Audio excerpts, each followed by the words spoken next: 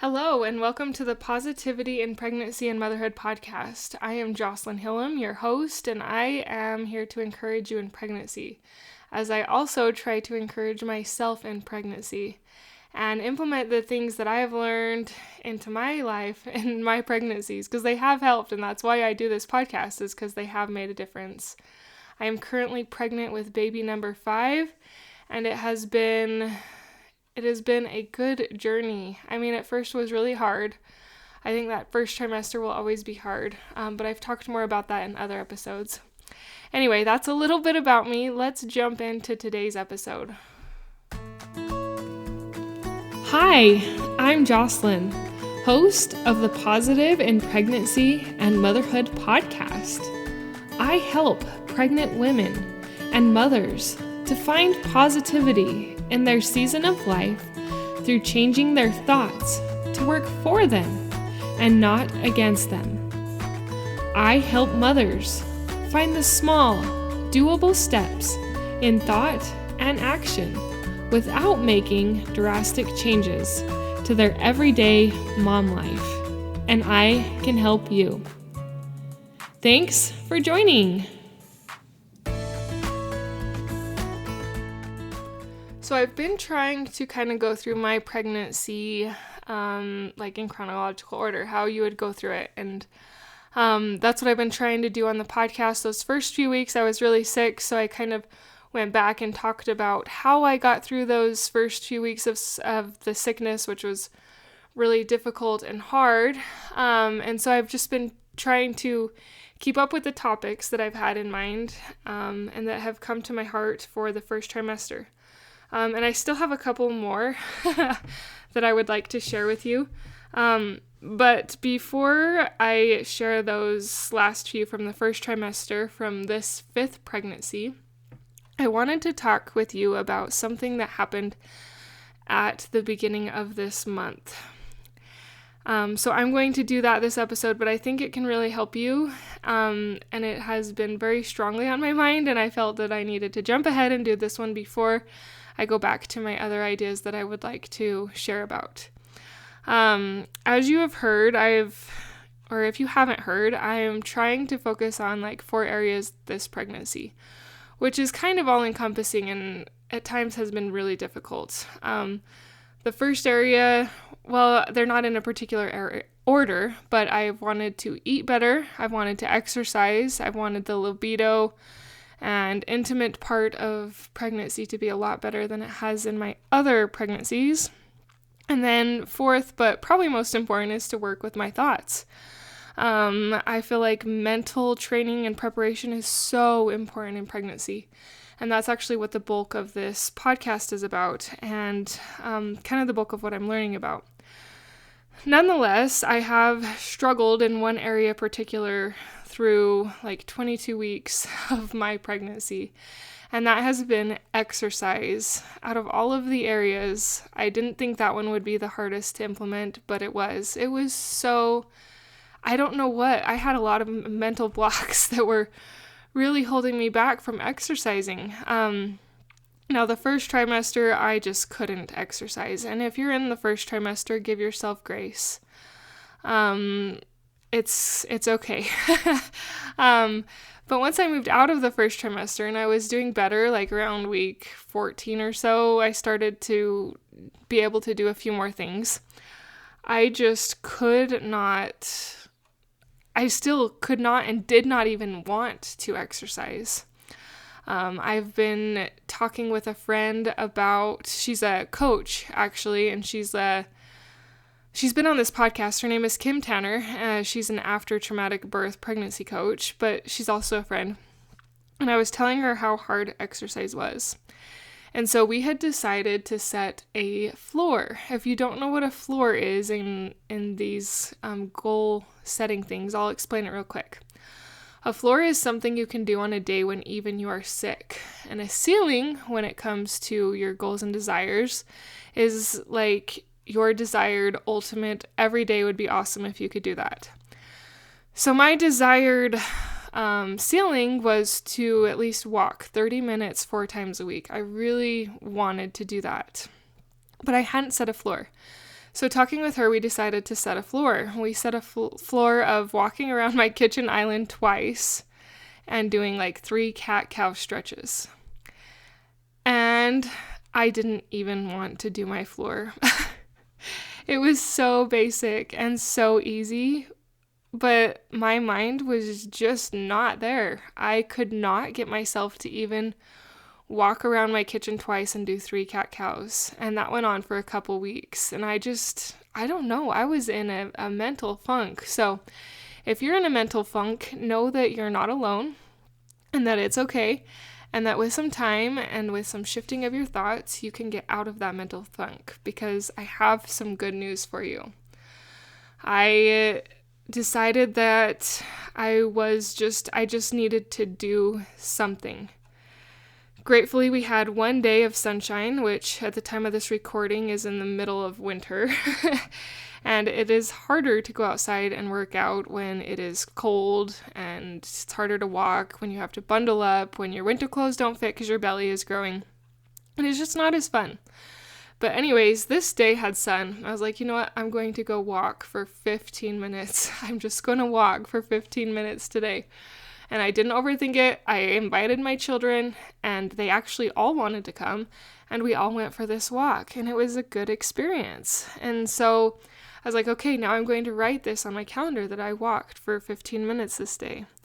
And the next day was decent again. And so we went for another walk, and most of my kids wanted to come again.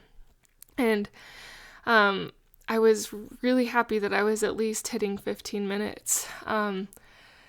And then the third day, the weather turned kind of crappy. We started on a walk, and then all of my children who had been sick or had gotten sick were just coughing. I was like, this is a terrible idea. The weather's not great. You're all sick. If I keep you in this cold, it's going to make it worse. So we got out to the road, and then we turned back around and came inside. And I was like, well, I've got this 2-day streak going. I really want to keep going. I really want to keep going. And it was the beginning of a new month, and I also, actually, I'll go back to that. I was going to say I had worked with my thoughts, but I will go back to the thoughts. But I really wanted to keep this streak going, and so I was like, okay, maybe I'll just try a prenatal Pilates.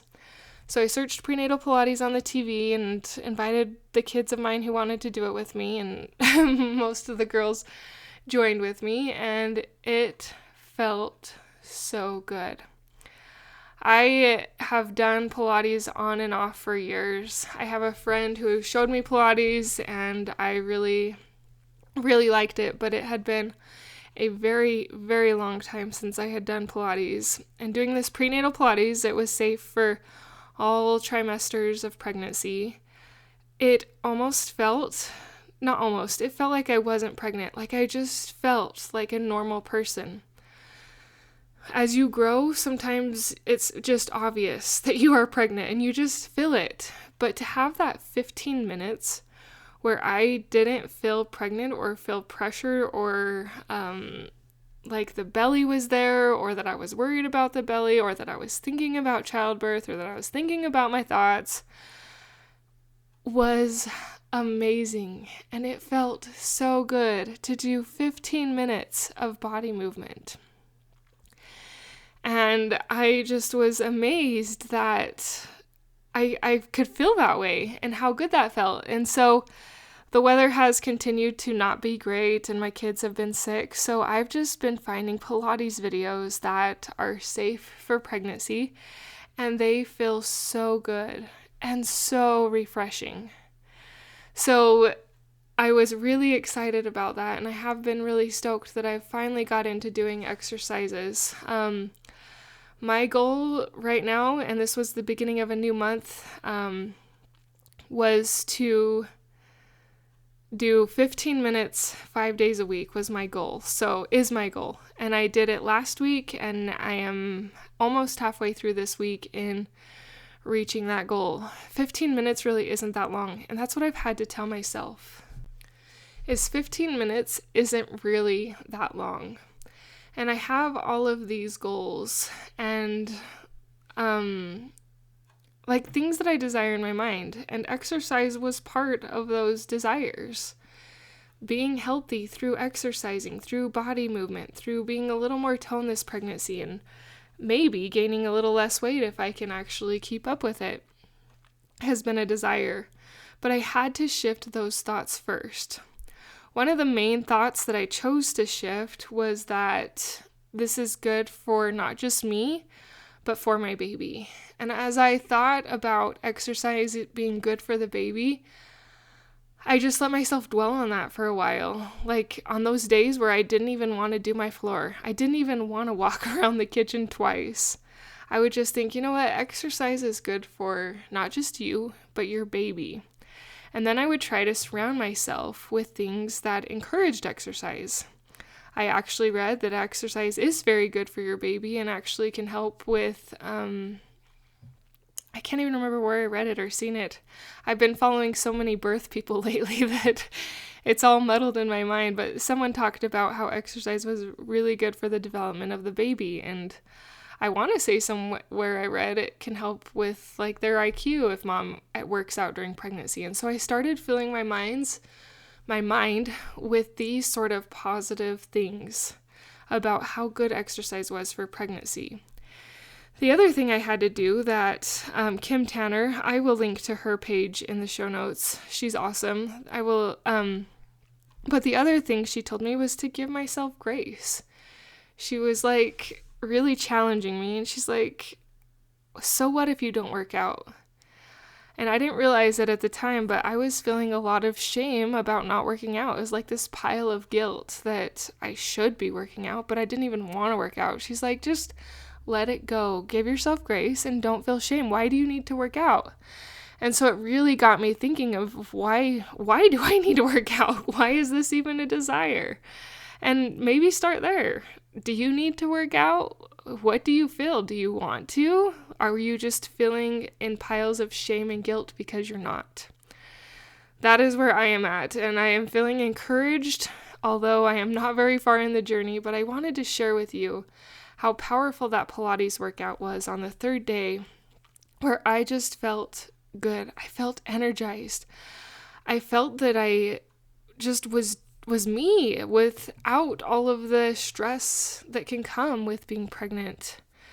So anyways, give some type of exercise a try. Make sure it's safe for pregnancy, of course, but moving your body does make a difference. I feel like it has helped me not get as sick. Like my family has kind of been through a pretty bad chest and head cold, and I really have not had it very bad. I feel like the exercise has helped me there.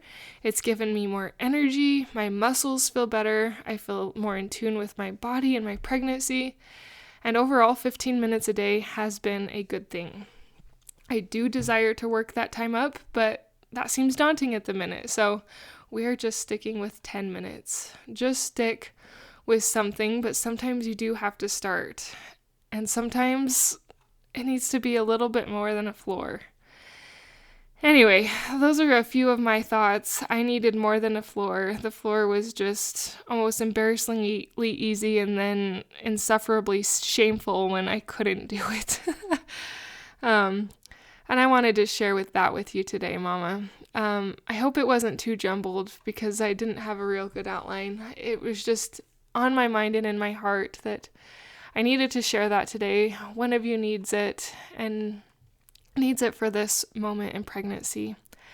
Implement something that has come to your mind and keep trying. You are so amazing.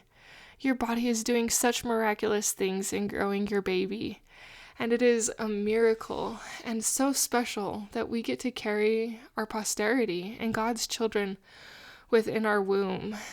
If you have trouble finding positivity in pregnancy, I can help you. I have a mini course called the Morning Sickness Mini Course for Mental Health. And it is designed to help during the sickness phase of pregnancy when everything feels negative and you're falling behind in everything. But a lot of the videos actually can help through the whole pregnancy. It just was designed for that woman in mind because that was the hardest time for me. But I have been implementing a lot of those videos into my thoughts, and it makes a difference when you choose to think positivity. Now, it doesn't come natural, which is why these are in videos, because I have put my heart and soul into making these, to writing these, to filming these, and to making them good for the pregnant woman to find more positivity.